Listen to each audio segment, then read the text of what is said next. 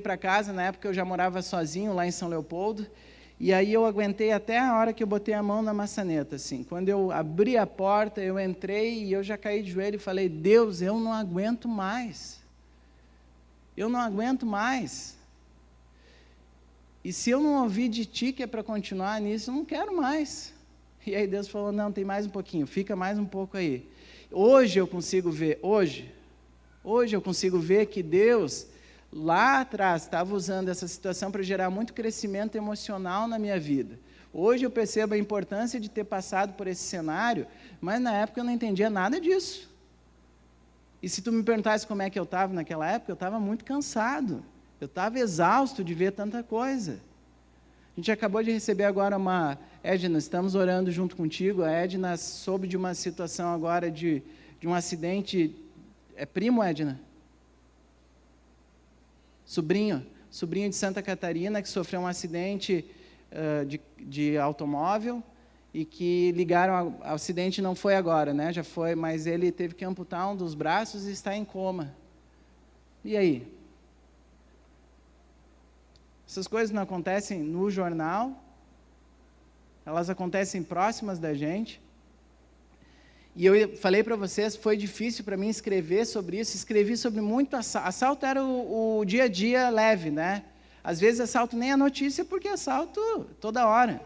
Né? Então assalto, aí o meu editor falava, e aí, o que foi lá? Não, foi um assalto. Ah, não, assalto nem coloca mais, já tem muito assalto hoje no jornal. Mas eu nunca tinha sido assaltado, nunca tinha sido, agora eu já fui 2 vezes.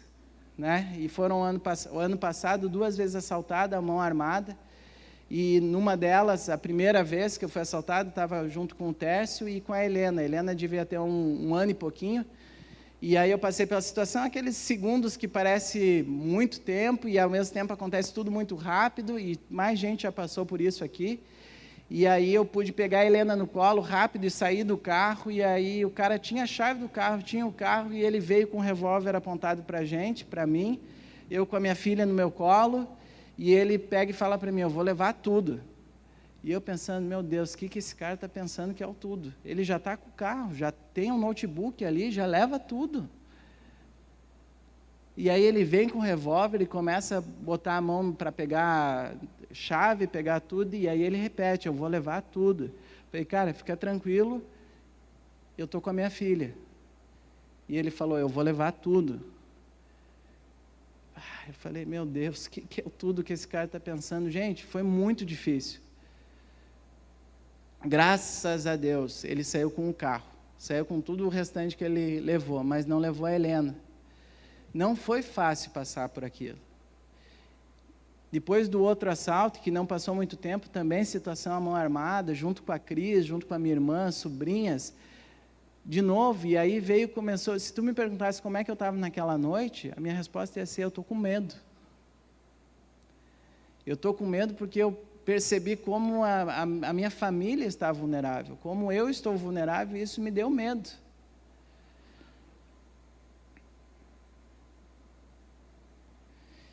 Mais recentemente, eu até comentei que eu passei por umas semanas, que foi a semana do eu não dou conta. Eu percebi o quanto que eu não estava dando conta de lidar com as minhas funções como pai, como esposo, como pastor, como discipulador, como amigo. Foi uma semana que eu estava chegando atrasado em reunião, e aí ia para uma outra, já estava atrasado para outra, e ficando cansado e bravo com aquilo, ao mesmo tempo frustrado.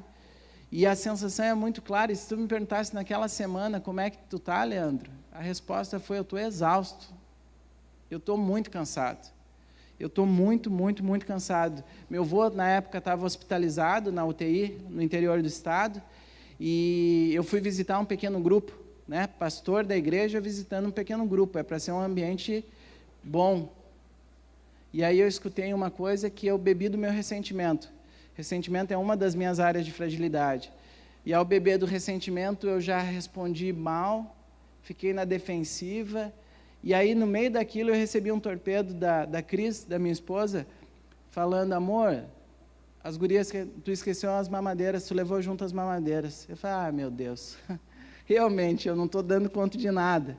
Era para eu estar sendo bênção aqui no pequeno grupo, não estava sendo, aí leva a mamadeira das minhas filhas, ou seja, não estavam conseguindo dormir, ou seja, eu não estava dando conta, e a minha resposta para aquela pergunta naquele dia é: eu estou exausto, eu estou cansado. Por que eu estou falando sobre isso, gente? A gente está fechando hoje uma rodada, né? Todos os pastores passaram falando um pouquinho sobre discipulado, né? Falando sobre essa relação de pessoas amando e cuidando de pessoas. Pessoas reais, amando e cuidando de pessoas humanas. Pessoas com aflição, problema, tensão no casamento, cuidando de pessoas com tensão, dificuldade, dilemas e tudo mais, e o pacote todo envolvido. E aí a gente se olha para isso e fala: e o que vai sair disso então, né? O que vai sair disso? Se tem tanta dificuldade, tanta tensão. E eu queria pensar que da mesma forma como o fato de Jesus ter vindo ao mundo era o sobrenatural invadindo o natural, era o extraordinário invadindo o comum, era o divino convivendo com o humano, a mesma coisa acontece no discipulado, em pequenos grupos, quando nós nos reunimos no nome de Jesus. Ele falou para os discípulos e falou assim: olha, onde estiverem 2 ou 3 reunidos no meu nome, eu vou estar ali no meio deles. É a mesma coisa do Emanuel, Deus conosco. Sim, gente com problema, gente com tensão, mas se vocês estiverem reunidos no meu nome, não tem só problema e só tensão ali. Tem a minha presença no encontro de vocês. E esse encontro faz toda a diferença. Esse encontro tem feito toda a diferença na minha vida. Eu queria pensar a partir dessa perspectiva, a partir da perspectiva da presença sobrenatural de Jesus na relação do discipulado, a presença sobrenatural de Jesus na relação do pequeno grupo. Quando você se encontra com outra pessoa que é humana, é real, mas que ela tem também a presença de Jesus nela, acontecem coisas muito legais, porque Jesus está naquele encontro.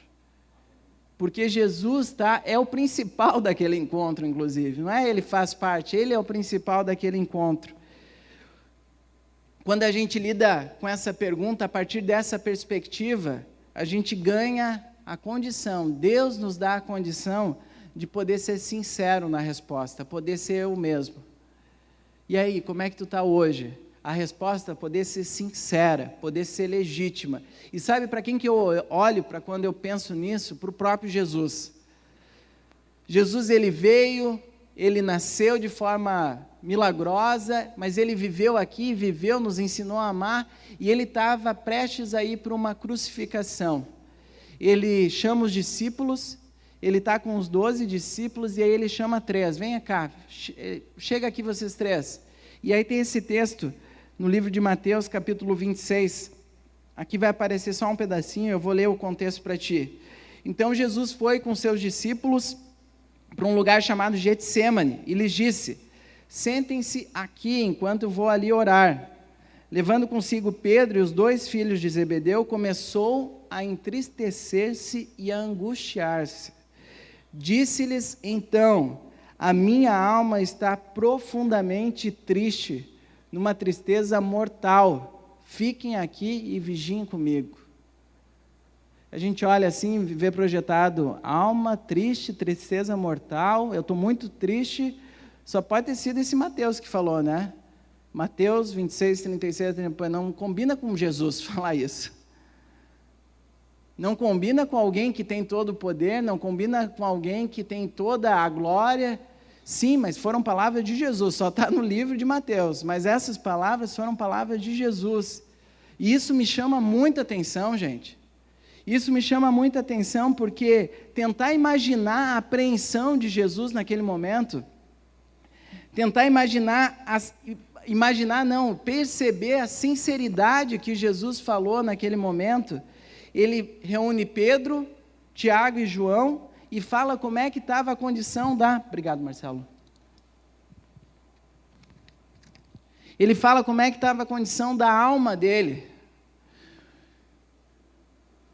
O Filho de Deus contando para 3 pessoas comuns como que estava a sua alma.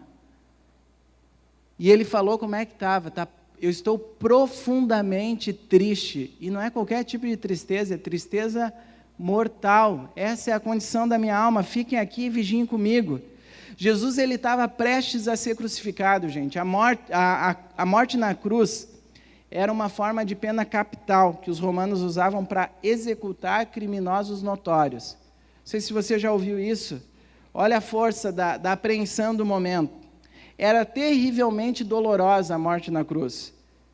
Dolorosa e humilhante. Os prisioneiros eram pregados ou amarrados numa cruz e abandonados para morrer.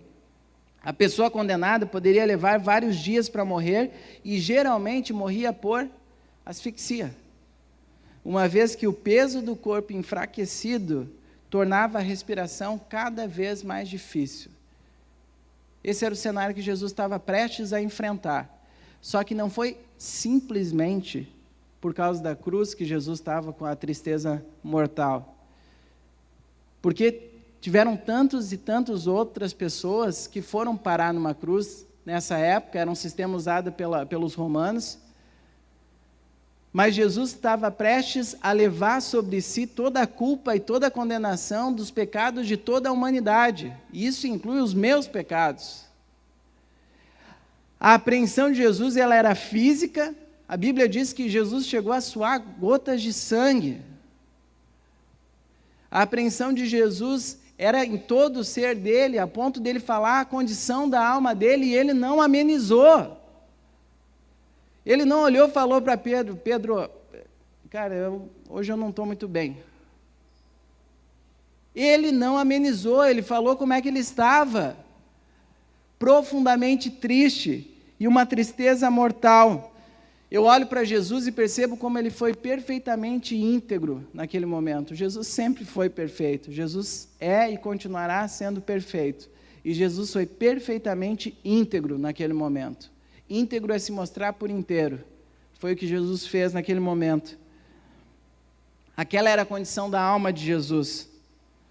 Aquilo que Jesus disse foi Jesus se mostrando como ele estava, como ele realmente estava.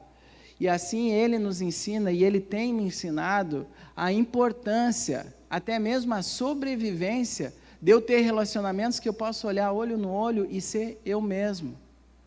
Não significa que eu vou falar sempre para todo mundo tudo, mas eu preciso sim ter pessoas que eu vou me aproximar e falar: cara, ora comigo que está complicado, estou exausto, está difícil.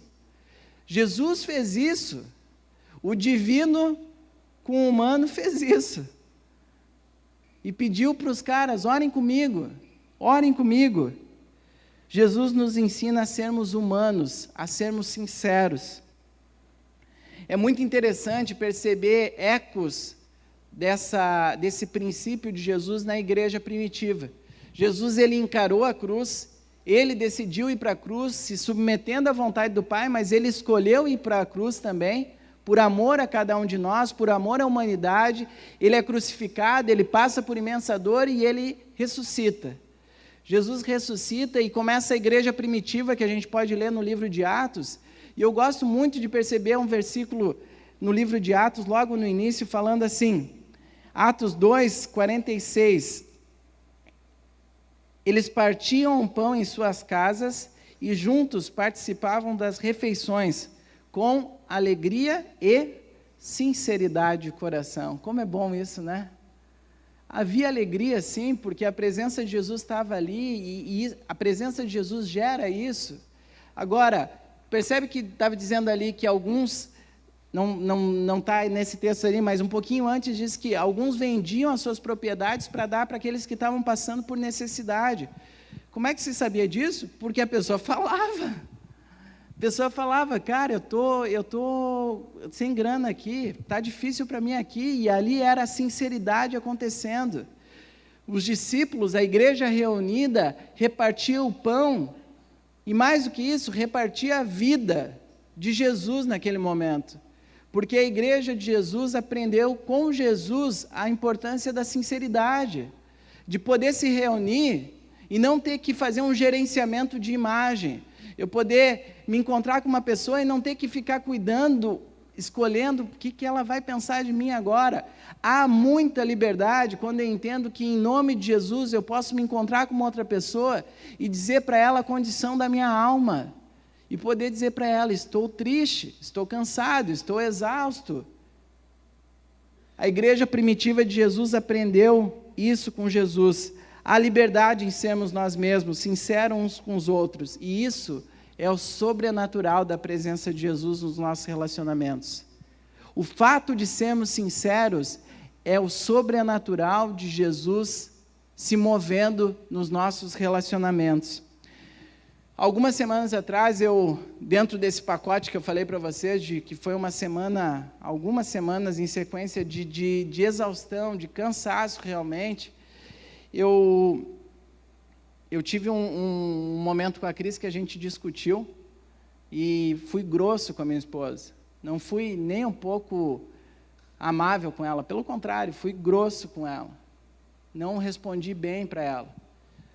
E logo depois, estávamos em casa, logo depois eu tinha um encontro de discipulado, e aí eu fiquei naquilo, olhando um compromisso que eu tinha, e graças a Deus, Deus me ajudou a ser íntegro naquele momento, de poder mandar um torpedo para a pessoa que ia ter o encontro de discipulado e falar: mas não, me perdoa por ser em cima da hora, mas a Cris e eu discutimos e eu preciso ajustar isso aqui.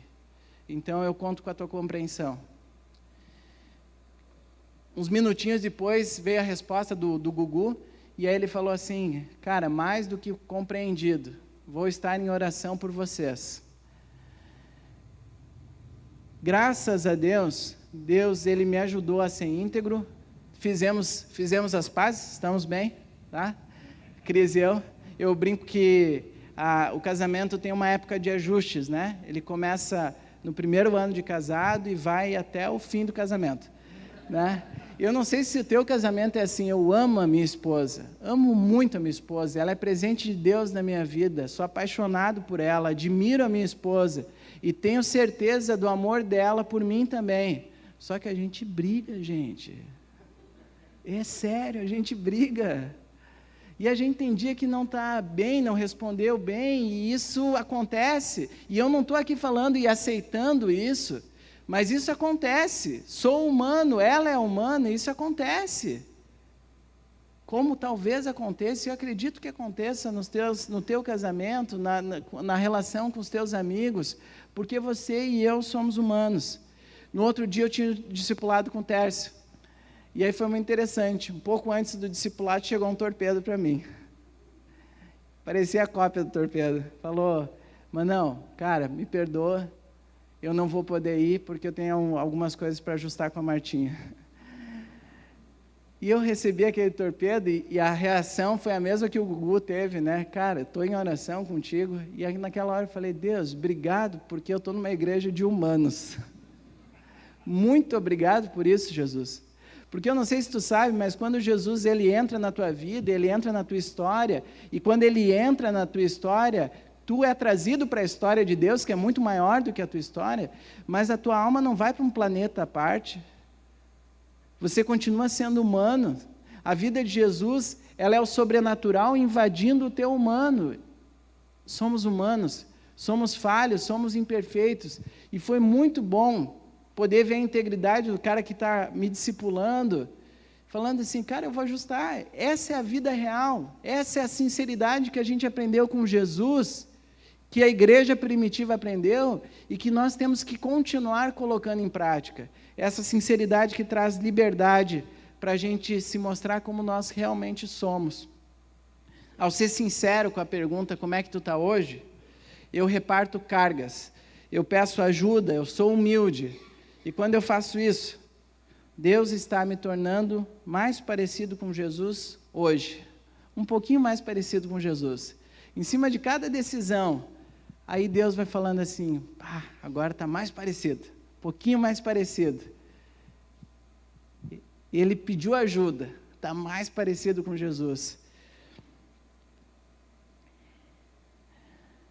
A pergunta como é que tu está hoje, baseado na sinceridade que a gente aprende com Jesus, nos possibilita lembrar da graça de Deus, nos possibilita lembrar do favor imerecido de Deus, da misericórdia de Deus, ao ser sincero com a minha própria história de vida, eu abro espaço na minha história para ver a graça de Deus.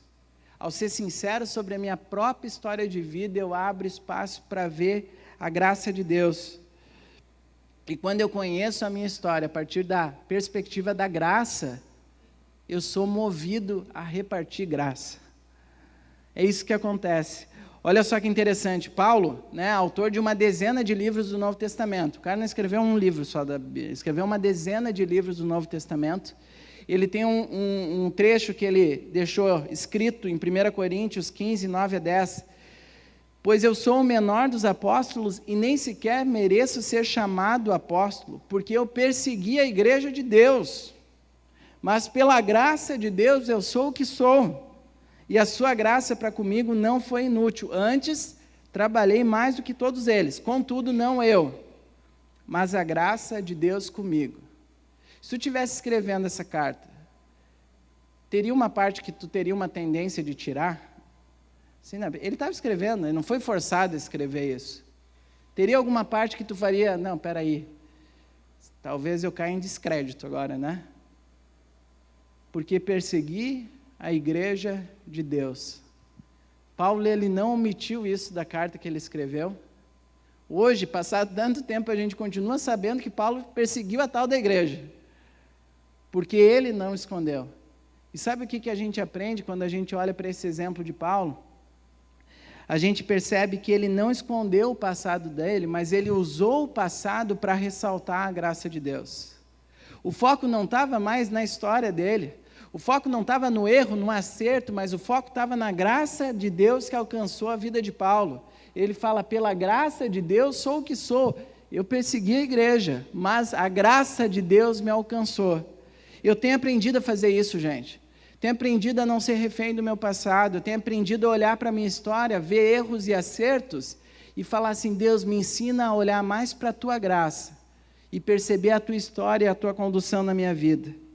Por isso, gente, a importância de tu conhecer a tua história, conhecer o teu contexto, conhecer de onde tu veio, conhecer tua família, conhecer teus acertos, teus erros, mas tudo isso a partir da perspectiva da graça de Deus, a partir da presença e da condução de Deus na tua vida.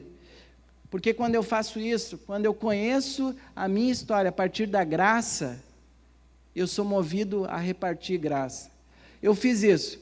Quanto várias outras pessoas fizeram isso, a escrever a sua própria história, responder perguntas da infância, adolescência, juventude e tentando lembrar, com a ajuda de Deus, como é que foi a minha história. Eu fiz isso. Esse é o meu inventário. Eu queria repartir alguns trechos da minha história contigo.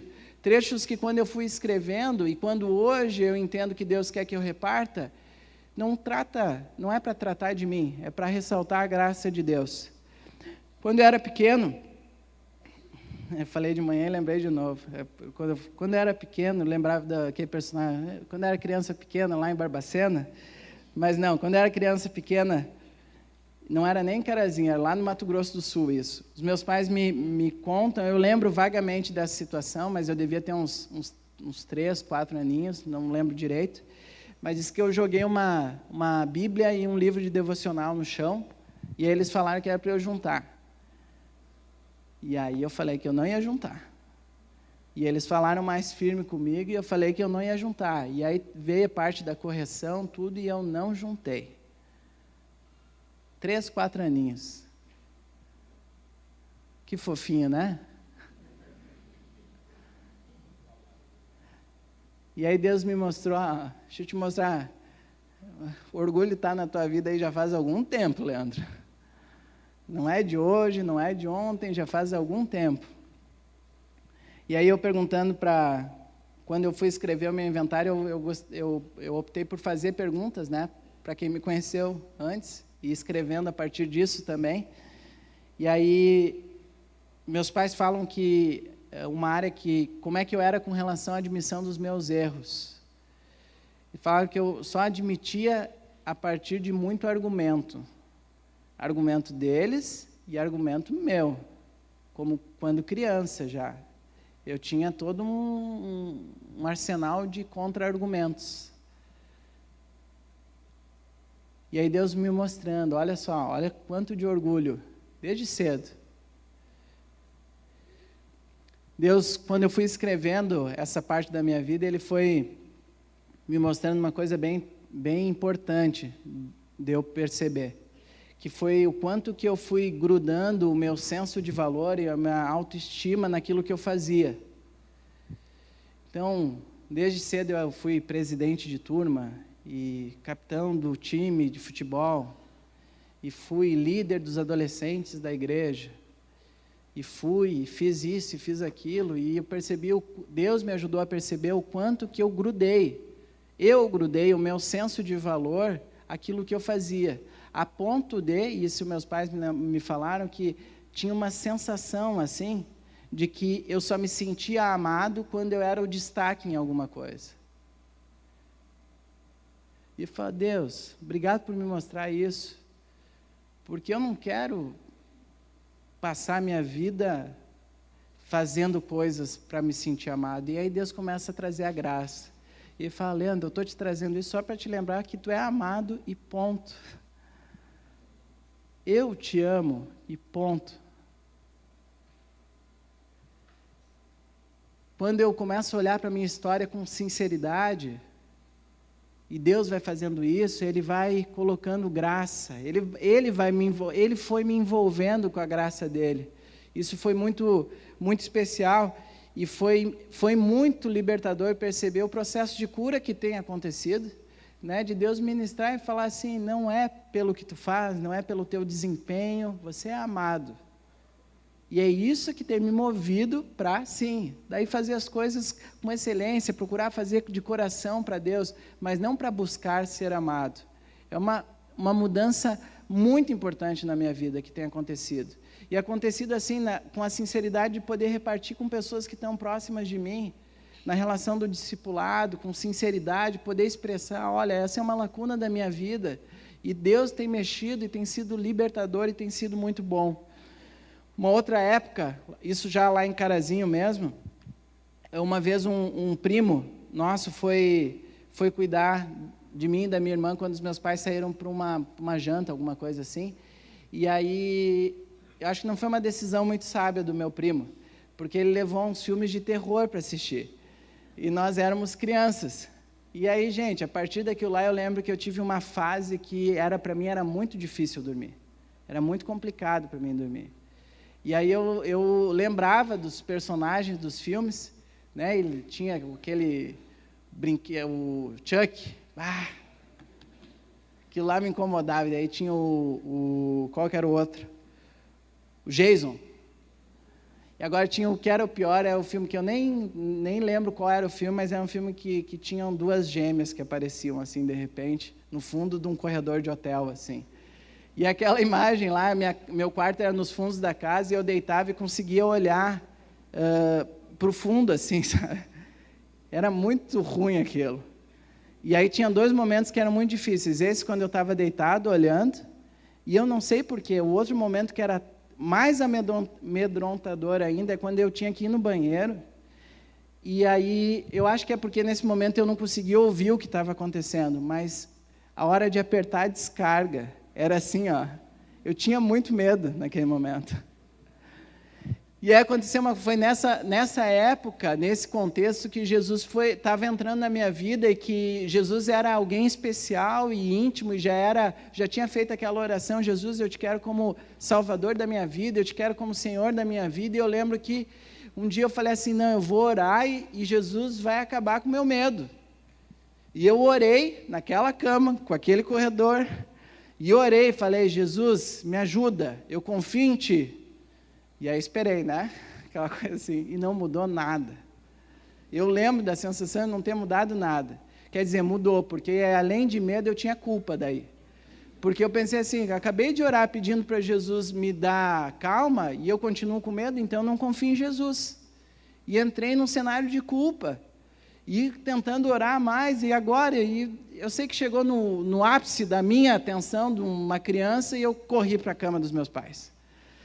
E eu lembro da sensação de deitar com os meus pais e ter sido abraçado por eles, e eu lembro assim de questão de segundos, de logo em seguida eu estar dormindo. E ao lembrar dessa história, fui escrevendo essa história e Deus me lembrou disso, que Ele me ama, Ele me cuida e que Ele vai usar pessoas para me amar e cuidar também. E aí foi muito legal quando eu estava escrevendo e aquela sensação de culpa ainda por algo que tinha acontecido lá atrás e Deus falando assim, Leandro, eu cuidei de ti, fui eu que cuidei. Aceita o meu cuidado por meio de pessoas. O meu cuidado vai acontecer de modo sobrenatural? Sim. Mas o meu cuidado vai acontecer a partir do Emanuel, do Deus conosco, do Deus se movimentando por meio dos relacionamentos. E como foi bom ter sido ministrado por Deus, de falar assim, Deus, obrigado porque tu me ama e cuida e vai usar pessoas para me amar e cuidar. Na época da faculdade, quando eu fiz jornalismo, eu tinha 23 anos, e eu me envolvi emocionalmente com uma mulher, um envolvimento emocional muito grande, muito significativo, e de palpável, o que teve essa relação foi um beijo. Só que foi um beijo que foi devastador, assim, na minha história. Foi muito difícil, ela era casada. Eu, na época, era solteiro, e ter vivido aquilo foi muito difícil, porque lembra da história do cara que era o líder dos adolescentes, era sempre o destaque, eu era referência para os meus amigos, porque não ficava com ninguém, estava esperando a pessoa certa, e aí tive esse envolvimento que foi muito complicado para mim, porque eu olhei para a minha história, olhei para mim e falei assim, agora Deus não me perdoa, agora eu não vou ter o perdão de Deus. Foi muito difícil, durante mais de um ano, eu acho, eu fiquei com aquela situação escondida, eu não conseguia contar aquilo para ninguém, eu senti aquilo no meu físico, porque eu tive que ir em médico, e aí veio o diagnóstico disso ou daquilo, mas eu sabia que aquilo estava me incomodando, eu sabia que aquilo fazia parte daquela minha situação de mal-estar e de tristeza, até que uma vez Deus me conduziu a começar um processo de viver essa loucura que diz em Tiago 5,16, de confesse os seus pecados uns aos outros e orem uns pelos outros para serem curados. E eu lembro que eu falei para isso com amigos meus, e falei assim, falei nessa sinceridade, falei para eles, eu preciso ver se o que está escrito na Bíblia é verdade. Eu preciso ver se isso é verdade na minha vida. E ao falar para eles, eu lembro falei chorando, foi difícil, porque tinha toda uma quebra de imagem também acontecendo naquele momento. Vi a decepção, o desapontamento no olhar deles, mas de uma maneira muito sobrenatural. Começou ali um novo processo de cura na minha vida, onde eu pude depois repartir para outras pessoas. Na época, depois, quando eu conheci a Cris, pude entender que Deus estava me falando para abrir com ela. Leandro, se tu está entendendo que é a esposa que eu estou te dando, então, se tu quer caminhar em unidade, em intimidade com ela, abre isso. E pude abrir, e foi, de novo, cuidado de Deus, graça de Deus por meio da vida da Cris. Eu tenho aprendido a olhar para a minha história e dar espaço para Deus mostrar a sua graça na minha vida.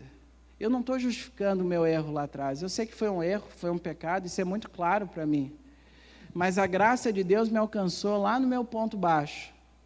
E trouxe cura, está trazendo cura para a minha vida. E não foi só para o fato que aconteceu. Uma das curas que aconteceu é a preocupação que eu tinha, que não era saudável, com a minha imagem. E hoje eu estou falando com todo respeito para vocês, e falo isso com muita gratidão a Deus, com muita alegria pela graça que me alcançou, mas eu não estou muito preocupado com o que vocês vão pensar de mim nesse momento. E falo com respeito isso, não estou desconsiderando vocês, é porque antes que havia o desequilíbrio, antes eu tinha a preocupação com o que os outros iam achar, até porque eu não posso me basear nisso, porque de repente alguns vão achar, cara, realmente, que horrível, como é que tu tem coragem de falar isso? E talvez alguns vão olhar e vão falar assim, isso aí não foi nada, cara. Entendeu? Eu não posso me basear nisso, isso oscila muito, e eu prefiro me basear na graça de Deus. E depender da graça de Deus, e ser sustentado pela graça de Deus. O Júnior, semana passada, ministrou sobre isso, lembrar quem nos sustenta, né? E eu tenho escolhido lembrar que eu sou sustentado pela graça de Deus, não tem mérito meu nisso. Quando eu olho para a minha história com graça, eu encontro graça e reparto graça, e nas coisas pequenas do dia a dia, gente. Sabe que tinha uma coisa na Cris que me incomodava, que ela tomava café, ou o que ela tomasse, Cris, a minha esposa, ela sempre deixava no final do copo ou da xícara um restinho de chá, café ou suco. E aquilo me incomodava, porque eu sou daquela linha de não desperdiçar, sabe? E aquilo mexia comigo. E aí teve um dia que os meus sogros, os pais da Cris, isso já há mais tempo, né? Casamos em 2008, mas daí um dia eles foram na nossa casa e a gente tomou um café. E aí a Ana, minha sogra, ela tomou o café e deixou a xícara, e eu olhei na xícara e falei, agora eu entendi. Agora eu entendi. Por que eu estou contando isso? É porque a gente começa a olhar com mais graça. As pessoas têm jeitos diferentes, as pessoas têm personalidades diferentes, têm hábitos diferentes.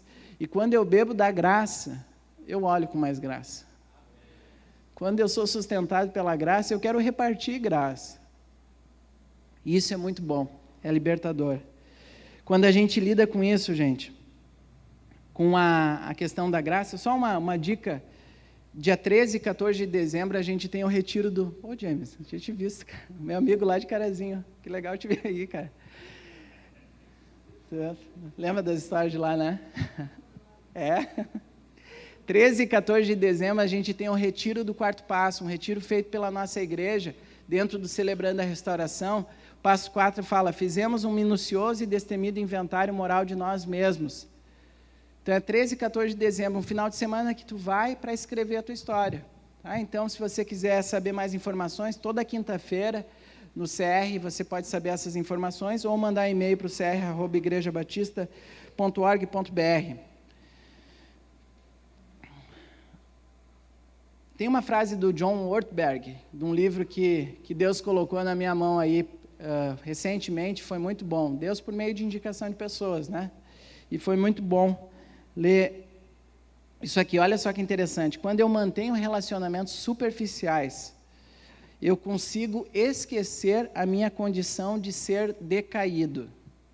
Mas, quando eu estou com pessoas que me conhecem em profundidade e me aceitam plenamente, essa aceitação toca a minha condição de decaído. Assim como o médico toca a ferida no corpo de um paciente. O toque dessas pessoas começa a produzir cura. E por meio do ministério da irmandade da aceitação, o Espírito de Deus flui. Que coisa boa, né?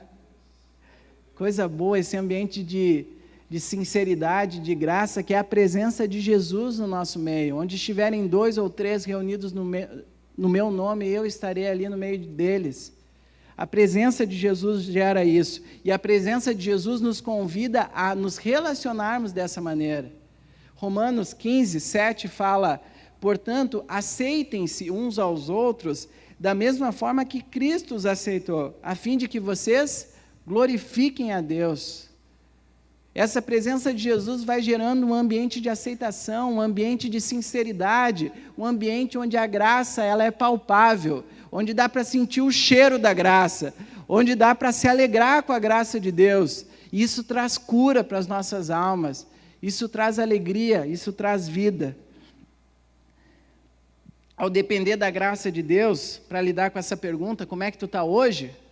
Sinceridade com graça. Eu sou movido a repartir graça. E ao repartir graça, Deus está me tornando mais parecido com Jesus hoje. Um pouquinho mais. Falando assim, cara, que legal, tu avançou um pouquinho mais. Tu está mais parecido com Jesus. Sinceridade e graça. A partir da presença de Jesus, eu creio que é essa combinação que nos dá condições de, em ambientes, termos essa sinceridade ao falar uns com os outros, de nos juntar a Paulo, quando ele escreveu 2 Coríntios 4, 8 e 9. Em tudo somos atribulados, mas não angustiados, perplexos, mas não desanimados, perseguidos, mas não desamparados, abatidos, mas não destruídos. a versão A Mensagem ficou assim, ó, parece que ela ficou mais palpável ainda. Escuta, estamos soterrados de problemas, mas não desmoralizados. Não sabemos direito o que fazer, mas sabemos que Deus sabe o que fazer. Estamos espiritualmente aterrorizados. Lembra de Jesus falando? Tristeza mortal. Paulo fala, estamos espiritualmente aterrorizados, mas Deus não nos abandonou. Caímos, mas não estamos derrotados. Deus, obrigado por isso. Deus, obrigado porque quando a gente permite Jesus trazer o sobrenatural dele na nossa condição humana, a gente usufrui disso. Mesmo com assalto à mão armada, mesmo com tensão no casamento, mesmo com dificuldades, poder ouvir a graça de Deus conduzindo a nossa vida. Naquela semana de exaustão minha, foi muito profundo e muito importante ouvir Deus falando assim, Leandro, tu realmente não dá conta. E eu não te chamei para dar conta, eu te chamei para depender da minha graça. Porque é na tua fraqueza que o meu poder vai se revelar. E eu lembro daquele momento que eu orei, fiz essa oração falando, Deus, eu não aguento, eu não consigo, eu não dou conta, ajoelhado no chuveiro, pedindo, falando isso para Deus, Deus foi me lembrando, mas eu que vou dar conta. Eu não te chamei para dar conta. Esses dias eu vi uma encenação, e que foi muito importante para mim, Jesus conversando com um pastor, era a encenação, e aí o pastor fala assim, não, mas tu deixou lá na Bíblia que o bom pastor dá a vida pelas suas ovelhas, e eu sou esse pastor.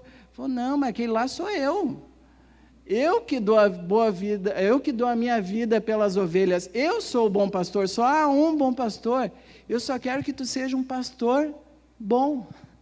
É diferente, e como é libertador isso. Quero viver sim para glorificar a Deus, quero fazer e tenho muita alegria em fazer o que eu faço hoje, junto com a equipe pastoral, mas tenho aprendido o quanto que eu preciso da graça de Deus, e o quanto que é bom depender da graça de Deus. Isso nos possibilita, gente, esse ambiente de sinceridade e graça, a encarar assim, o discipulado, como um ambiente, como um relacionamento que nos impulsiona, que nos motiva para a melhor versão que Deus tem para cada um de nós. Sabe por quê? Deus fala que Ele resiste ao coração orgulhoso, isso mexe muito comigo. Pela minha história, por perceber o orgulho que tem, que Deus está tirando um dia de cada vez. Mas Deus fala que Ele resiste ao coração orgulhoso. Sabe por que mexe muito comigo isso? Porque não tem nada que segura o poder de Deus. Então, quando Deus fala que Deus, Ele resiste ao coração orgulhoso, Ele é o único que pode segurar Ele mesmo, concorda comigo? Então, Deus, Ele resiste ao coração orgulhoso, e eu tento imaginar Deus se segurando, porque Ele está falando, não, tem orgulho, eu me seguro, porque eu não entro, eu preciso tirar o orgulho, e à medida que a gente vai vivendo um ambiente de sinceridade, pedindo ajuda, um ambiente de graça, Deus vai tirando o orgulho, e aí sim, aí Ele revela todo o seu poder, Ele revela toda a sua glória, e Ele usa pessoas para nos conduzir à melhor versão de cada um de nós. Sabe por quê, gente? Porque a gente tem falado que, cremos nisso, Romanos 8, 28 e 29 fala, sabemos que Deus age em todas as coisas para o bem daqueles que o amam, para serem conformes à imagem de seu Filho, a fim de que ele seja o primogênito entre muitos irmãos, ou seja, o mano mais velho da turminha que está vindo. Esse é Jesus. Essa é a vida de Jesus em nós. Deus está restaurando em mim e você a imagem de Jesus. É isso que Ele está fazendo. Só que ao fazer isso, ao restaurar em ti a imagem de Jesus, Ele não está fazendo isso para que tu, homem, se torne um Davi ou um Abraão. Deus não está fazendo isso. Deus está fazendo isso para resplandecer em ti a imagem de Jesus, para que cada vez mais tu seja aquele que Deus sonhou que tu fosse. O Sandro, o Rogério, o Leandro, o James. Deus me fez, Ele tem um plano para a minha vida. Efésios 2,10 fala, porque somos criação sua. À medida que Deus vai limpando áreas da tua vida, vai restaurando, Ele não está transformando uma outra pessoa, ele está trazendo a imagem de Jesus, e à medida que ele vai trazendo a imagem de Jesus, ele traz o sonho que ele sonhou para a tua vida. Isso é muito bom. Isso é muito bom, porque nos dá leveza de não viver em comparação.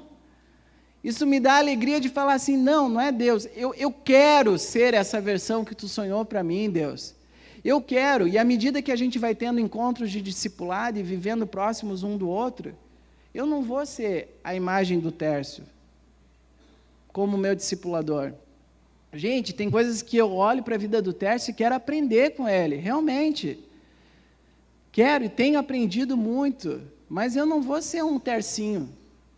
Até porque já tem 3 terços aqui, né? Já está bom. Acho que é o único lugar que tem 3 terços, né? Gente, não, eu vou ser cada vez mais eu. Percebe isso? Percebe a leveza que há nisso? O discipulado não é para fazer a pessoa que está vindo, não, agora tu vai ser igual a mim. Não, temos jeitos diferentes, personalidades diferentes, e aprendemos muito um com o outro.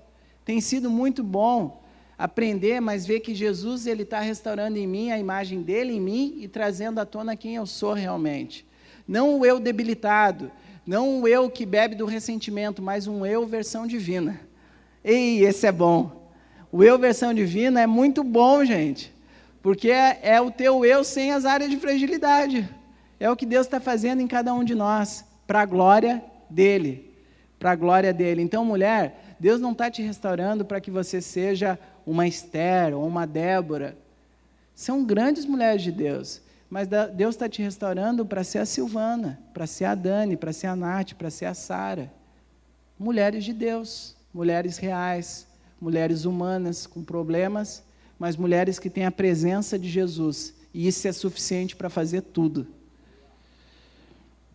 Quando a gente vive restauração, a gente sempre tem que lembrar por quê, né? Por que Deus está nos movendo a nos encontrar durante a semana em discipulado e tentar achar horário, e aí não dá horário, é difícil, né? Até é complicado, poxa, não, esse horário não vai dar, vamos mexer. Deus está fazendo tudo isso para que a vida de Cristo possa fluir na nossa vida e nós possamos ser bênção na vida de outras pessoas.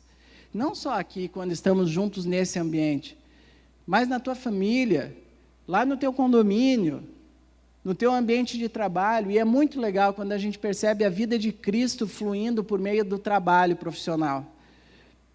Tem uma outra frase do Ortberg desse livro que ele fala assim: quando descobrimos os dons que Deus tem nos dado e as paixões que nos atraem e os pomos a serviço dos valores em que cremos profundamente, na dependência consciente de Deus, então estamos trabalhando no Espírito. Então, o trabalho ajuda cada um de nós a criar o eu que desejamos ser, o eu que Deus sonhou que nós fôssemos. Somos nós que tornamos o trabalho significativo, não o contrário. Estava lendo esse trecho e vi uma postagem da Carol Severino no Face. Olha só esse depoimento, que legal. Ela é professora, está ali a Carol, nem te comentei. Achei que ia ser mais legal assim, porque está bem legal. Hoje eu conversei, isso a Carol contando, tá? Hoje eu conversei com uma aluna de uns 14 anos, que já tem um plano de carreira em mente. Vai cursar eletrônica no IF Sul, da Restinga, e depois fazer engenharia mecatrônica e quer participar de um tal Ciências Sem Fronteiras, para estudar no exterior. Atualmente, ela participa da equipe de robótica da escola, do time de futsal e do time de vôlei. Eu sorri, Carol comentando, tá? Eu sorri. Aconselhei que ela aprendesse inglês e fiquei muito animada. Pensei que quando eu tinha 14 anos, nada disso me passava pela mente. E fiquei tricontente em perceber que uma aluna da rede pública de educação básica tem essas perspectivas.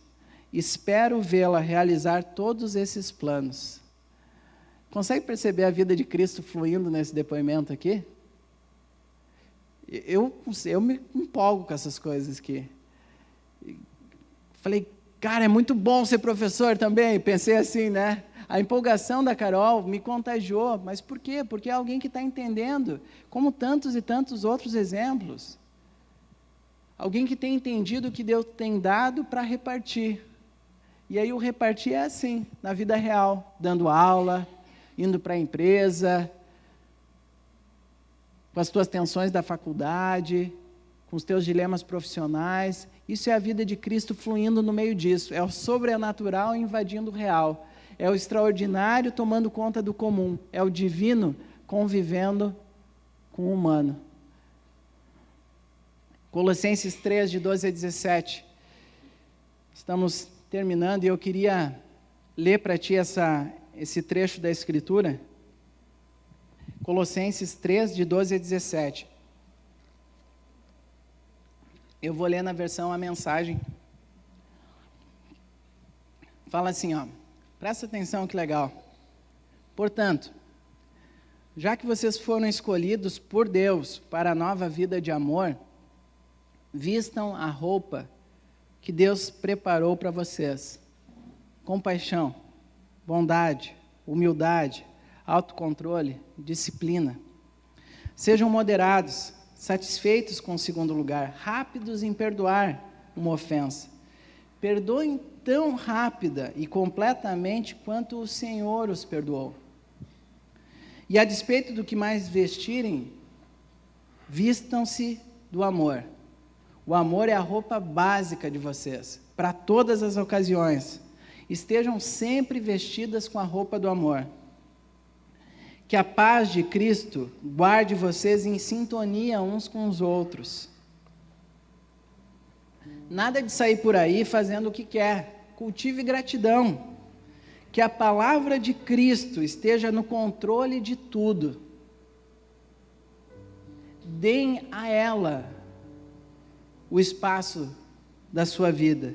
Deem a ela todo o espaço da sua vida. Orientem uns aos outros, usando o bom senso. E cantem de coração para Deus.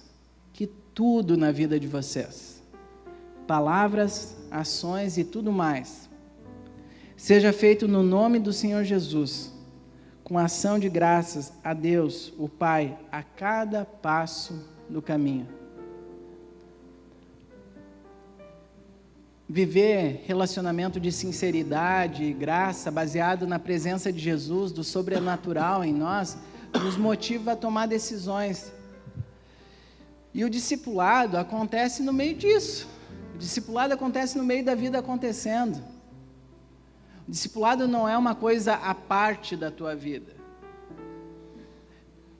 Deus, Ele quer restaurar, nos restaurar integralmente. Tessalonicenses fala sobre isso, 5:23, Ele quer nos restaurar todo o pacote, corpo, alma e espírito. Então a vida cristã, a vida de Jesus em nós, ela não é vivida num dia da semana, e aí o restante da semana é profissão. Não, está tudo interligado, porque a presença de Jesus faz isso. O discipulado acontece na vida acontecendo. O discipulado é a vida acontecendo. O discipulado é a vida acontecendo. Essa música eu conheci há algum tempinho agora, quando eu fui para aquele encontro lá em Fortaleza. E eu ouvi Deus com um sotaque diferente lá em Fortaleza, e foi muito bom, algo que Deus tem me ensinado. Antes eu classificava os lugares onde eu ia ouvir Deus. E aí Deus me trouxe falando, orgulho de novo, Leandro. Assim, eu falo quando eu quero, a hora que eu quero, com o sotaque que eu quero. E foi muito bom ouvir essa música com pessoas amadas, servos de Jesus. A letra dessa música fala que hoje eu vou brincar com meu filho. Hoje eu ligo até para o meu velho. Hoje eu priorizo na agenda o Espírito Santo, o Filho e o Pai. Hoje eu vou fazer exercício, hoje sem a televisão, mais legumes, mais verduras, mais mamão e menos carboidrato. Hoje eu vou passear com o cachorro, hoje eu vou almoçar devagar, hoje nada de internet, hoje chega de me estressar. Hoje, porque só tem o hoje. Hoje, o aqui, o agora, o já. Hoje eu vou cuidar do meu hoje, porque do amanhã eu sei que Deus cuidará. Não significa que você precisa cuidar do teu hoje, porque Deus não está cuidando do teu hoje. Mas Deus está te dando condições de hoje tomar decisões. Amanhã, Deus vai te dar novas condições, mas aí o amanhã vai se tornar hoje de novo. O discipulado é isso. O discipulado é coisas que aparentemente, tá? O que isso tem a ver? É a vida acontecendo. É a vida acontecendo, são pessoas reais, pessoas humanas, sendo amadas e cuidadas por outras pessoas humanas e reais, mas com a presença sobrenatural de Jesus. Isso nos possibilita viver coisas extraordinárias, no simples, na decisão do que tu vai fazer na semana. Hoje é para contar até 10. Hoje eu quero reler com calma Jó, ou mesmo até Cantares, ler sobre a vida de Moisés. Hoje eu vou ouvir as pessoas. Hoje eu volto a sorrir. Hoje eu quero a paz mais discreta, aquela paz de deitar, orar e dormir. Hoje não brigar por tolices, hoje praticar o perdão. Hoje, talvez nada de Facebook. Hoje mais água no feijão. Água no feijão, né? Tem coisa mais cotidiana do que isso? Mas água no feijão significa assim, eu estou trazendo pessoas para mais perto de mim. Deixa eu botar mais água no feijão. E elas não estão entrando só na minha casa, elas estão entrando na minha vida. E à medida que elas estão entrando na minha vida, eu estou entrando na vida delas. E à medida que a gente está se encontrando em nome de Jesus, Jesus está ali no nosso meio. E Ele está gerando sinceridade, graça e tudo isso para a glória de Deus. Eu queria te convidar a cantar essa música batendo um papo com Deus. Talvez Ele vai te direcionar a tomar algumas resoluções essa noite. Eu queria que tu falasse isso para Ele. Que tu pudesse falar isso para a pessoa que está caminhando contigo em discipulado, para o pequeno grupo, para pessoas. Fala para Deus, é muito importante. Agora fala para pessoas que vão te ouvir também, que vão te encorajar, que vão orar contigo, porque isso é viver o discipulado. Isso é viver a vida de Cristo sendo repartida nos nossos relacionamentos. Fica de pé. Vamos cantar juntos essa música?